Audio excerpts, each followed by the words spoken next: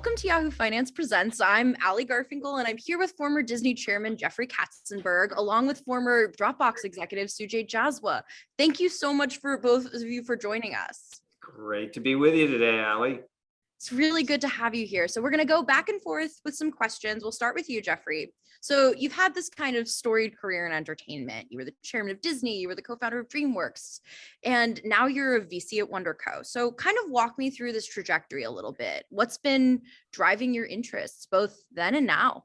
Sure. Well, having, a fantastic 4-decade plus career in movies and TV and animation. And when I sold DreamWorks 6 years ago, I really wanted to do something different and unique. And I asked myself, if you were 23 years old today, what would you be doing? And the answer was pretty obvious. I'd be in Silicon Valley and I'd be in digital technology. And, one of the things I've tried to do as much as possible over the years is to know what I know, and more importantly, know what I don't know. And in this case, there was so much for me to learn.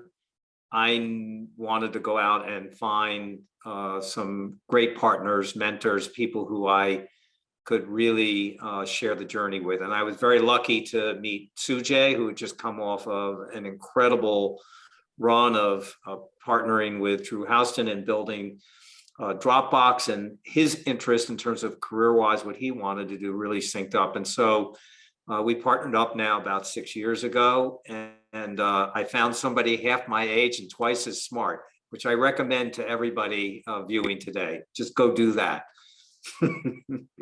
Which kind of brings me to you, Sujay. You were Dropbox's first ever executive. You helped shepherd the business through some pretty crucial years. I think the number I found was that as CFO, you helped bring the company's valuation from 18 million to 10 billion. So this is kind of a two-parter to sort of get us started, which is, first, what's your philosophy on growing a company? And then specifically when it comes to Aura, what makes you believe and invest in a company? So thanks again, Ali. In terms of hyper growth, there's so many different things that are being thrown at you that you can always get distracted. And so my view is there's really just two things that matter. One is building great products for your customers, and two is hiring amazing people. If you do those two things and you get everything else wrong, you're going to be just fine. But if you get everything else right and you get one of those two things wrong, you're going to put yourself in a really bad situation. And so that's really how I would think about focusing. And then when it comes to Aura specifically, what kind of made you believe in them? Well, the first thing is that Hari, the CEO, is one of the most spectacular entrepreneurs that I think Jeffrey or I have ever worked with. He is a rare combination of being extremely technical, but being very customer-centric, business-minded. And so when the opportunity to really partner with him to build the business or really to create the company came available, that was exciting to us. And then the other thing that really matters a lot when Jeffrey and I think about which businesses that we want to really get behind, again, we go back to that true north of, does the customer have a real problem that nobody else is solving? And I think in the case of security, the really funny thing is there's been a tremendous amount of media coverage around it. If you think about privacy issues, security issues, where digital threats are coming from, it's everywhere. And yet at the same time, nobody was actually doing a good job of solving the problem. So the problem was growing exponentially, but the solutions weren't coming. And that's what made it such an awesome opportunity. And then for you, Jeffrey, Aura is a service that's about simplifying digital security for consumers who may or may not be super tech savvy. And, it's something I find really appealing as a consumer, particularly in the wake of the pandemic. For you, when did Aura kind of come into the picture, and what drew you to it? Well, it's a great question. I think when Hari and Sujay articulated such a clear perspective on this, that for me, I'm a digital idiot. So I actually, even though I was helping him get his camera, I actually don't really know much of anything. And, when they pointed out, think about this, in the last 10 years, all of us have invested in securing our personal property. So we have, Nest cameras, alerts, alarms, Ring doorbells, all of these things that we've done to just sort of protect our physical stuff. But our lives now are on these devices. And it's not that there are no solutions on these devices, there are hundreds of them. So which ones do I need?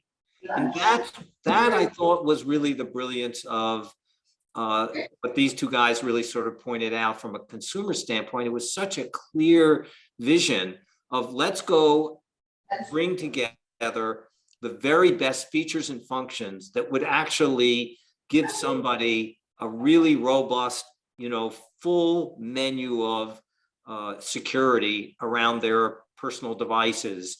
And I thought, wow, like I need that. And I think all of us need that. And kind of to that end, this is for you, Sujay. Aura raised $200 million in 2021 at a valuation of more than $2 billion. So I'd love to kind of hear your perspective from, not only in terms of growth, but in terms of where you see Aura going, its trajectory, and how you're seeing that capital raised last year deployed. So here's the funny thing. If we do what we're trying to do, hundreds of millions of people should be our customers. It's one of the few, like everyone says things like that, but it's one of the few product categories in the world where if that happened, that would not be a weird or surprising thing. We don't have to do anything beyond deliver an awesome product that actually protects people. And so the real purpose of the money is three things. One is hire amazing people, which the team is absolutely killer. The second thing is continue to build a phenomenal product, the best in the market. And the third is make customers and consumers aware of it and really use it to develop our go-to-market efforts. Which kind of going off of that, this can stay with you, Sujay, and if Jeffrey, if you have thoughts, I'd love to hear them. Talk to me a little bit about the education piece of Aura and how you guys think about it, because it's one of those things where everybody has this cellular device that is so powerful, unspeakably so compared to what we knew even 15 years ago. But not everybody understands it. So for you guys, how do you sort of think about where Aura fits in building up that education? So first of all, it's about pointing out things that are problems that are in plain sight. So for example, all of us now are getting an absurd number of robocalls or spam texts. Some of those are, there's some weird marketing purpose, but the vast majority of them are oriented towards trying to figure out how to trick you into giving away your bank account information or something like that. And while all of us think we're too smart to fall for that, there's a reason so many people are putting so much effort into scamming people in this way. Some people are falling victim to these sorts of things. And if you point that out to everyone, there's not a single person I've talked to in the United States who, when I say, hey, do you get too many spam calls? They don't just start nodding their head vigorously. It's an obvious problem. It's just that we've all gotten used to the idea that it's part of our life. And so Aura, our job is to point out that for all of these problems that are obvious online, we don't just have to take it lying down as consumers. There's actually a company that can solve these problems for us, prevent these kind of nefarious things from happening, and do it in a way that's, honestly quite simple and easy to implement. And then kind of for you, Jeffrey, one of the things I wanted to ask about, from an outside perspective, the entertainment to VC investing in cybersecurity pipeline isn't obvious. So I wanted to really, I don't know why you would say that. It's like the most obvious thing in the world, Ali. You're just not using your imagination.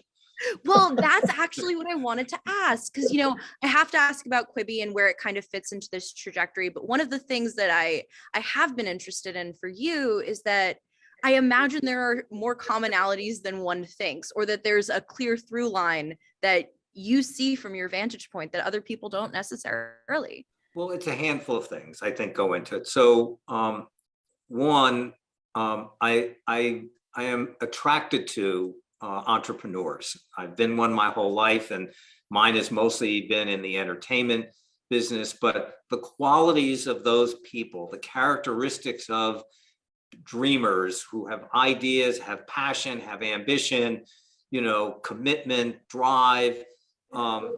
They're similar characteristics, they're similar people, and I'm drawn to them. And I love being, as I was in the entertainment space, I love being, sort of the wind beneath the wings of those people. I love helping them realize their ambitions and their dreams. And so to me, I just really feel like this is a natural continuation of it. And, I find it just extremely rewarding. The other thing is that I have been on the side of both selling to consumers and being a consumer. And I think a vast experience about how you go to market, how you do reach people, how you communicate, how you tell a story. Everything is storytelling. We're doing storytelling with you right now on this today. What Sujay just talked about in terms of, well, how do you get people to understand why Aura is essential to them in their life? It's storytelling. And so it's just an easy, natural place for me to go to in helping another, sort of cohort of people in their storytelling. And that's been really fun, rewarding, exciting, and different. And Ali, just to add to that, like basically what I have seen Jeffrey do that I've not really seen anyone else do is he pushes entrepreneurs who are in many cases very talented, very ambitious people to think even bigger than they were thinking before they talked to him. Like that is a remarkable, and because it's coming from Jeffrey, they actually really do it. You know what I mean? It's kind of an amazing thing. So yes, he has like incredible connectivity in the worlds of business and marketing, and he's an amazing storyteller and has amazing access to storytellers. But that's really, to me, that's just a piece of it. The other piece of it is helping these entrepreneurs realize how big what they're doing can actually be. that's really interesting. So it sounds like Jeffrey, in your experience, is someone who can help elevate the vision of something. Totally. Does it every day. That's really interesting. And it makes sense. The last thing I wanted to be sure to ask was, WndrCo seems to invest in a wide range of companies and sectors. I was looking at some of your recent deals. I saw internet infrastructure with Meter and food/pop culture with PopChew. So I kind of to that end, I mean, it seems like you guys are really interested in those kind of big visionary moves, but I also was curious, just on a day-to-day basis, a deal-making basis, what kind of deals is WndrCo most interested in? And this is for both of you, actually. I'd love for both of you to answer. Let me let Sujay go first. Well, there's three categories of investments that we make. So the first is we actually have a separate seed fund run by our partner, Anthony Soleil. And really, like, that fund prioritizes great entrepreneurs with big ideas. And it's, you're investing it usually at the very beginning of a company's journey. And so it's really about the entrepreneur. And that's one category. The second is what we call our growth investing. And this is where a company has already gotten product market fit, and we're deploying capital and whatever else they want from us. And usually we're doing it with other investors. We work really well in those investments with some of the best investment firms in the world. And that's a category. And then finally, and this is the part where Jeffrey and I have the most fun, is what we call our build investments. And this is where we're really rolling up our sleeves and we're sort of behaving like the founders behind the founders. And in many cases, we'll dive in operationally if the founder wants us to, or a bunch of other things. And that, those are the, honestly, those are the most rewarding in a sense, because we're actually, in many ways, they wouldn't exist without us, even though we're behind the scenes. The founders behind the founders is what you guys kind of say, it sounds like. Yeah, internally usually, but no, that's right. I won't tell anyone. We're just recording this. What about you, Jeffrey? We're okay. It's all good. I think Sujay made this, articulated it. I would just say that in terms of categories where our main focus is really the future of work and cybersecurity. Those are really the two lanes in which probably 80% of our interest in our investments and our efforts are being made. That's all for me. Thank you so much for joining us. Well, thanks for having us. Appreciate it. And thank you for the time.